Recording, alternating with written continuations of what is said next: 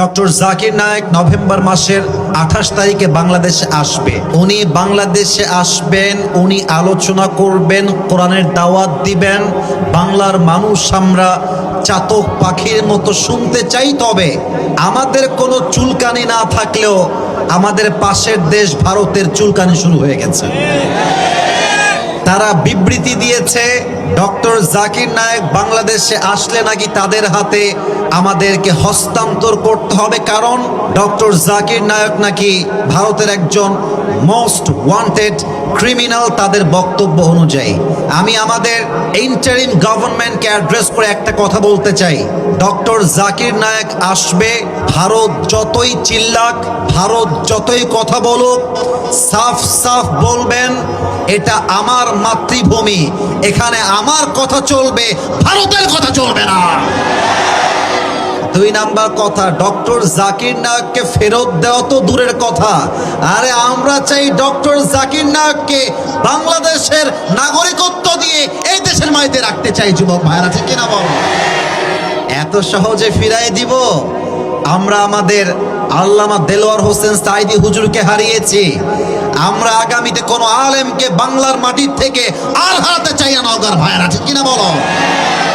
ভারত আমাদেরকে বলছে যদি আমরা তাকে হস্তক্ষেপ না করি, তাকে আমরা হস্তান্তর না করি, তবে নাকি আমাদের সমস্যা হতে পারে।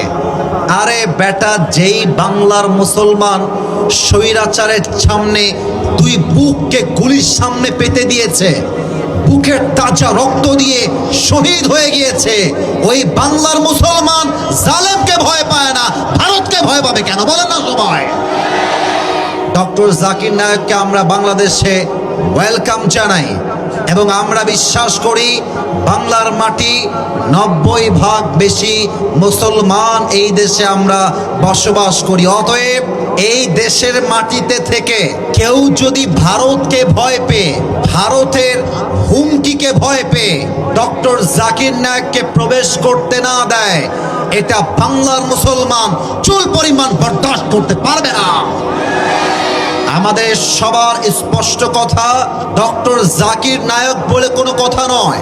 বাংলাদেশে কোনো আলেম যদি ওয়াজ মাহফিলে আলোচনা করতে গিয়ে কারো দ্বারা কোনো প্রকার বাধার শিকার হয়, আমি আজকের মাহফিলের কথাই বলতে চাই, কেউ যদি এসে মাইকটাকে এমন করে কেড়ে নেয় আর বলে যে এই ওয়াজ হবে না, সেই ওয়াজ হবে না, আমার নেতার ওয়াজ চাই, তমক ওয়াজ চাই, তার নাম হবে না, ওই কথা বলা যাবে না, ওই বদনাম হবে না, যে বাধা দিবে তার পিঠের চামড়া একটাও থাকবে না আজকের এই মাহফিলে।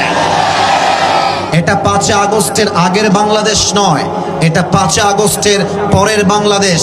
এই বাংলাদেশ ইসলাম দিয়ে চলবে, আগামীর সংসদ হবে ইসলামের সংসদ, আগামীর সংসদ হবে কোরআনের সংসদ, ঠিক কিনা বলেন? আল্লাহ যেন কবুল করে, পড়েন সবাই আমিন। আল্লামা সাইদি মাঝে মাঝে বলতেন, তোমরা যারা আমাদেরকে হক কথা বলার জন্য মৌলবাদী বলে গালি দাও, আমরা কিন্তু মোটেও রাগ করি না, কারণ মৌল আসছে মূল থেকে। দেখা যাক হাঁপানিয়ার ভাইদের গলার আওয়াজ আছে না মরে গেছে, লেটস চেক ইট। আমি একটু চেক করতে চাই। আমরা এসেছি মূল থেকে। কি থেকে? দাঁড়িয়ে থাকা যুবকরা আওয়াজ তোমরা দাও নাই, I can't here your sound, আমাকে আওয়াজ দিতে হবে। আমরা এসেছি মূল থেকে। কি থেকে?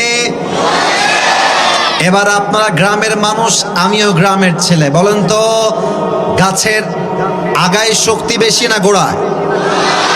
আর একটু জোরে, আগায় না গোড়ায়? উনি বলতেন তোমরা থাকো গাছের আগায়, আমরা থাকি গাছের গোড়ায়। বাড়াবাড়ি বেশি করতে চেও না, বেশি বাড়াবাড়ি করলে 16 কোটি মানুষ মিলে গাছের গোড়ায় একটা ঝাঁকুনি মারবে, মামুর বাড়ি দিল্লি গিয়ে পড়বা, দিল্লি গিয়েই তারা পড়েছে। অতএব আগামীতে ভারতের দালালি করে এই বাংলার মাটিতে কাউকে টিকতে দেওয়া যাবে না। 2 হাত তুলে বলো ঠিক কিনা? আল্লাহ যেন কবুল, আল্লাহ যেন কবুল করে, পড়েন সবাই আমিন।